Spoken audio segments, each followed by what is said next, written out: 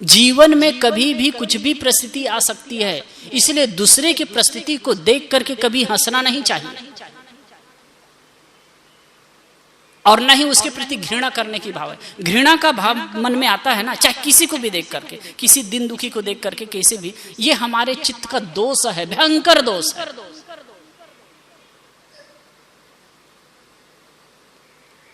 महात्मा गांधी और भी कितने संत हैं, महात्मा गांधी भी कहते थे कि जो दिन दुखी हैं उनमें भी प्रभु बसता है। ईसा मसीह भी कहते हैं उनके अंदर ही प्रभु का निवास होता है। जो महान पुरुष हुए हैं ना, निर्मल चित्त के हुए हैं, वो दुखी प्राणियों में ही प्रभु देख करके सेवा करते थे।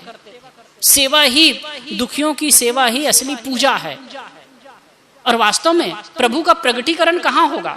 ईश्वर का प्रगटीकरण कहाँ होगा? ईश्वर की रट हम लगाते रहे, ईश्वर दिखेगा कहाँ? प्राणियों में। तो जो दिन दुखियों के प्रति घृणा का मल चित्त में आता है, ये भयंकर दोष है। और अगर घृणा का मल चित्त में आ गया ना, तो हम कभी भी सुखी चैन से नहीं रह सकते, सुखपूर्वक नहीं रह सकते, शांतिपूर्वक नहीं रह सकते, क्योंकि वो जो चित्त का मल है चालता रहेगा, दुखी करता रहेगा।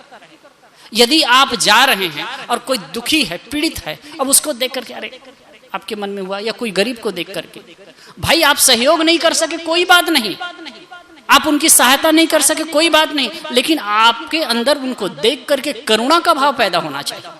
ऋषि वही कहते हैं, दिन दुखियों के प्रति करुणा का भाव पैदा करो, उनको देख करके घृणा मत करो।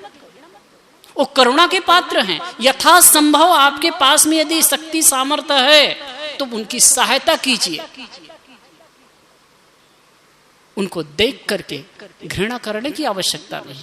पता नहीं कब क्या हो जाए, इस समय का चक्र बदलता रहता है, ये चल रहा है, पता नहीं कब किसके ऊपर वो समस्या आ जाए, परिस्थिति आ जाए। इसी सूरत में कई बार, जो पिछले बार में बाजार में मंदी आई तो डायमंड के व्यापारी, मैंने 2-3 लोगों का सुना था, 500 करोड़ 1000 करोड़ टर्नओवर वाले आदमी भी सड़क पर आ गए थे। आप लोगों को पता होगा, रोड पर आ गए, सब कुछ बिक गया। और कई लोग घंटी चलाते थे, कई लोगों को काम देते थे, आज भी वो लोग बिल्कुल खाली पड़े हैं। तो किसके जीवन में कौन सी परिस्थिति आ जाएगी, कहा नहीं जा सकता।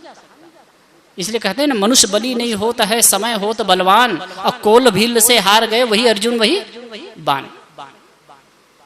इसलिए दिन दुखी को देख करके घृणा का भाव ना हो, उनके प्रति करुणा का भाव हो, यथा संभव शक्ति सामर्थ्य के अनुसार उनकी सहायता करने की चेष्टा करनी चाहिए। अगर ना कर सके कोई बात नहीं, लेकिन आपके अंदर में एक द्रव्य, मतलब आपके अंदर करुणा तो हो, आप उनको देख करके द्रवित तो हो जाएं।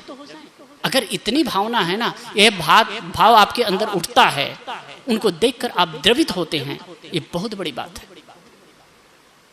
तीसरी बात ऋषि कहते हैं, पुण्यात्माओं को देख करके प्रसन्नता का भाव। होता क्या है, पुण्यात्मा है ना,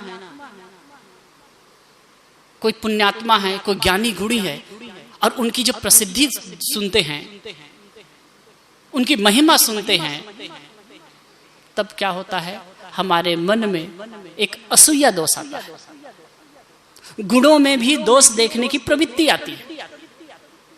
प्रायः कई लोगों में होता है कि जब किसी की उन्नति देखते हैं ना, और मतलब किसी की महिमा देखते हैं, कोई बहुत लोग मानने वाले हो गए, बहुत उनकी प्रसिद्धि हो गई, अरे हाँ जानते हैं, तो कहीं वहां जाएंगे ना तो पता नहीं उसमें क्या दोष है, क्या छिद्र है, वही देखेंगे। जब आपकी दृष्टि ही सही नहीं है तो क्या दिखेगा। इतना तो सच है, कोई भी मनुष्य पूर्ण नहीं है, कोई भी व्यक्ति अपने आप में पूरा नहीं, कुछ ना कुछ तो हो सकता है। वो आध्यात्मिक लेवल पर अपनी ऊंचाई पर है, लेकिन व्यवहारिक रूप से कुछ दोष हो सकता है। कितने लोग होते हैं अंदर से एकदम साफ और निर्मल होते हैं, लेकिन वाणी में कभी कभार उत्तेजित हो जाते हैं। अब उनको लेकर के उनके व्यक्तित्व का आकलन करना, उनके व्यक्तित्व का मूल्यांकन करना, ये तो बहुत गलत हो जाएगा। लेकिन हमारे वही है ना, चश्मा जैसे लगाते हैं वैसे दिखता है। अब अगर दोषी देखना है तो आप कहीं भी जाओगे दोष दिख जाएगा ना। तो ये जो असूया दोष है, गुणों में भी दोष देखने की प्रवृत्ति बहुत खतरनाक है। और ये दोष देखने की प्रवृत्ति होगी ना, तो जहां कहीं जाओगे आप दोषी देखोगे और दोषी आपको मिलने वाला है। और ये विकार लेकर के हम शांति से सुख से कैसे रह सकते हैं? वहां होना चाहिए प्रसन्नता का भाव। अरे कम से कम हो तो भाई। और कभी कभी ये भी सोचना चाहिए, हम दूसरे के अंदर दोष देख रहे हैं, अपने अंदर तो झांक के देखें कि मेरे अंदर क्या है। एक महात्मा लोग कहानी कहते हैं ना, एक गुरु शिष्य दोनों रहते थे। तो गुरु ने शिष्य को एक डंडा दिया, कहे कि भाई ये डंडा अपने पास रखो। तो कहे कि ये डंडा क्या है? ये चमत्कारी डंडा है, इधर जिसके तरफ इसको घुमाओगे ना उसका दोष दिखने लगेगा, उनकी बुराई दिखने लगेगी। वो डंडा लेकर के वो घूमने लगा। और जब भी कोई भक्त आए, बड़ा विनम्रता से भाव से संत के पास में आकर के झुकते, नमस्कार करते और बैठते और अपनी बात करते। तो वो जब जाने लगते ना तो डंडा को ऐसे घुमा देता उनकी तरफ, तो उनके अंदर के दोष दिखाई देने लगते हैं। तब फिर वो जाते, तब कहे कि गुरुजी देखो, बड़ा भगत बनता था, बड़ा एकदम निर्मल बनता था, लेकिन इतने सारे दोष हैं उनके अंदर। अब एक दिन तो हद हो गई, जो भी आता तो वैसे करने लगे, जो जिसके तरफ भी हो उनके तरफ घुमाते थे और सबके अंदर दोष दिखता था। एक दिन वो हद कर दी, तो डंडा अपने गुरु की तरफ ही घुमा दिया। तो गुरु के अंदर भी बहुत सारी बुराई देखने लगी, बहुत सारे दोष दिखने लगे। वो तो कहे कि वो मैं इनके तो पूजा कर रहा था, इनको गुरु मानकर बैठा हूं, इनके अंदर बहुत सारी बुराई है। तो वो कह भी दिया कि गुरुजी आपके अंदर भी इतनी सारी बुराई है, आपको गुरु मान करके मैं बैठा हूं। तो संत जी ने, गुरु जी ने कहा, बेटा ये डंडा सबके तरफ घुमाते हो, कभी अपने तरफ घुमा के देखे हो नहीं? तो अपने तरफ घुमा के देखा तो एकदम बुराई भरी है। इसीलिए कबीर साहब ने कहा ना, बुरा जो देखन मैं चला, बुरा न मिलिया कोई, जो दिल खोजा आपना मुझसा बुरा ना कोई।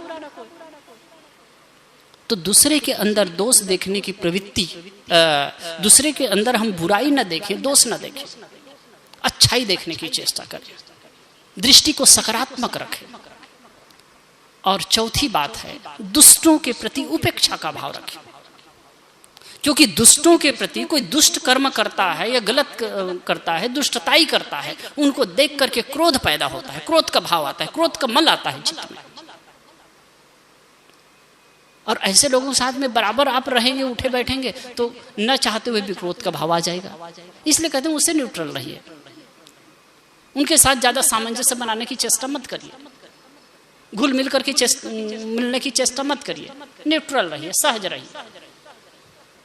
उपेक्षा का मतलब उनको तिरस्कृत करना भी नहीं है, न्यूट्रल। जैसे कि हम गाड़ी चलाते हैं ना, तो जैसे गियर में डालते हैं तो आगे बढ़ती है और रिवर्स में डालते हैं तो पीछे आती है। तो न्यूट्रल रहिए, ना तो आगे जाइए ना पीछे जाइए, बीच में रहिए, मतलब न्यूट्रल। हाँ, जैसे मिल गए तो जय जोहार कर लीजिए, कभी बातचीत होता है, व्यवहार करना है तो कर लीजिए, और अपने आप को न्यूट्रल रखिए। तो इसमें चित्त में क्रोध का मन नहीं होगा। तो और भी चित्त के विकार हैं, लेकिन ऋषि ने ये 4 विकारों की चर्चा की है। मैत्री, मुदिता, करुणा, उपेक्षा, ये 4 भावना चित्त में रखने से जब उन्नतिशील व्यक्ति को देखते हैं तो हमारे चित्त में ईर्ष्या का भाव पैदा होता है, ईर्ष्या का मल होता है। ईर्ष्या का मल को दूर करने के लिए मित्रता का भाव रखिए। जिस किसी के प्रति मित्रता का भाव रखते हैं, उन्नतिशील व्यक्ति के प्रति मित्रता का भाव रखते हैं, तो चित्त में ईर्ष्या का मल नहीं आता है। दिन दुखियों के प्रति घृणा का भाव पैदा होता है, उनको देखते हैं तो मन में घृणा हो जाती है। कहते हैं उनके प्रति करुणा का भाव रखिए, तो ये मल पैदा नहीं होगा, घृणा का मल पैदा नहीं होगा। पुण्यात्माओं को देख करके, गुणी और संपन्न, गुण संपन्नों को देख करके, गुणवानों को देख करके